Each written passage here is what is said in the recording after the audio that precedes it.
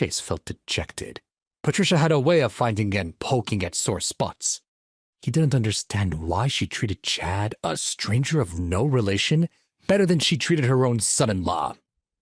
He put his head down and prepared to leave the lounge when Roland called after him. "Mr. Rothman, wait a moment." Roland then walked over to Patricia, sizing her up along the way. Chase was the sole heir to America's wealthiest family, and yet this woman dared to look down on him? He couldn't stand to see him humiliated in this way and decided that since Chase didn't want to reveal his identity, and therefore couldn't stand up for himself, he would do it for him. Roland gestured to Chase to come back over, and quickly placed himself in front of Patricia. But before he could speak, she scolded him first. "Who are you, old man? Why are you here?" She gestured at Chase before continuing. "And with him of all people."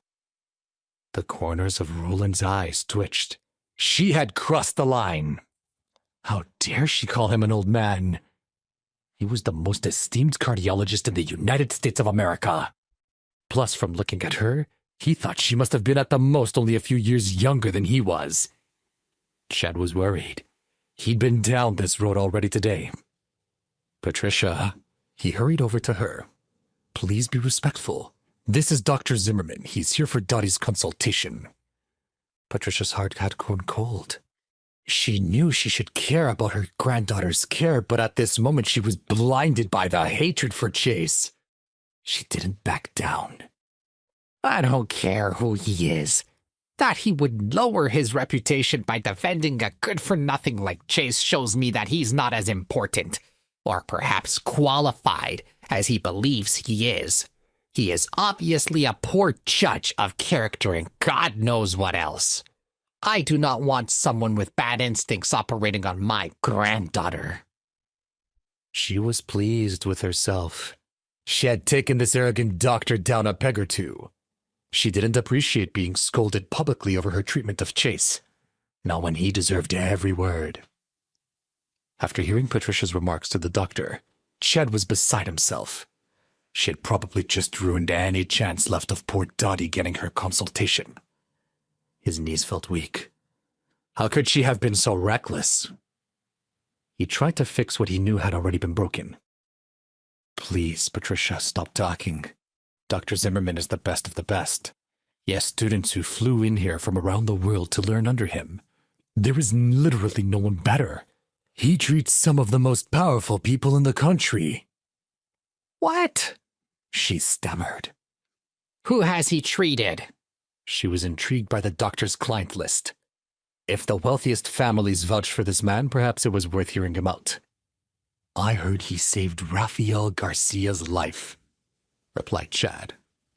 Patricia was genuinely shocked by this revelation. "This old man?" Chad was flustered. Why wasn't she listening to him? "Please stop calling him old, Patricia. In fact, I need to ask you to apologize." Then he quickly turned around to Roland and begged for forgiveness. "Dr. Zimmerman, I'd like to say I'm sorry on behalf of my friend here. Her daughter was just an accident, and I think she's having a hard time coping.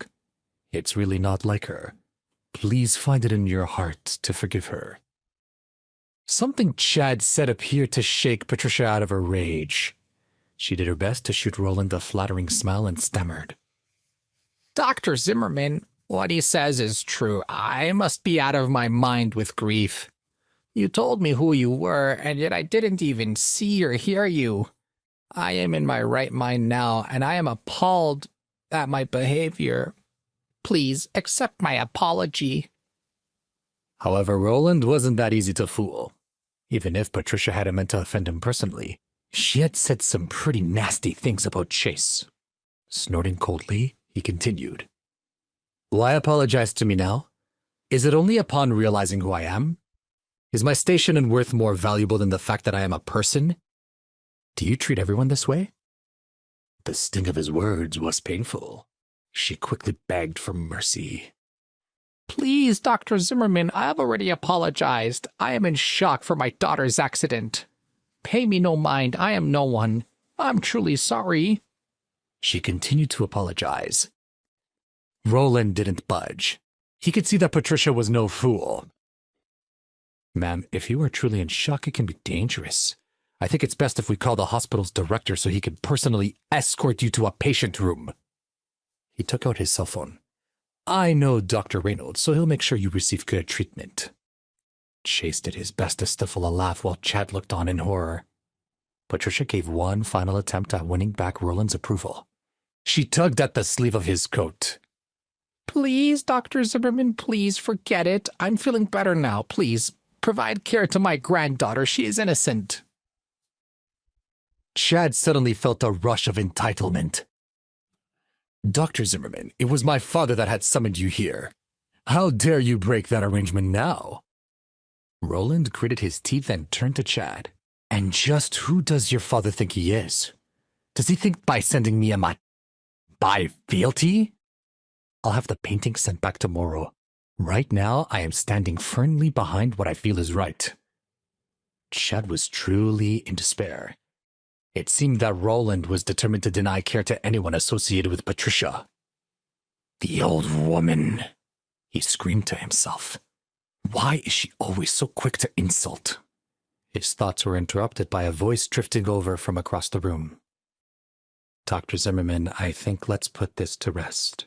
Please, for my sake, Dottie is my daughter. I don't wish for her to be denied care.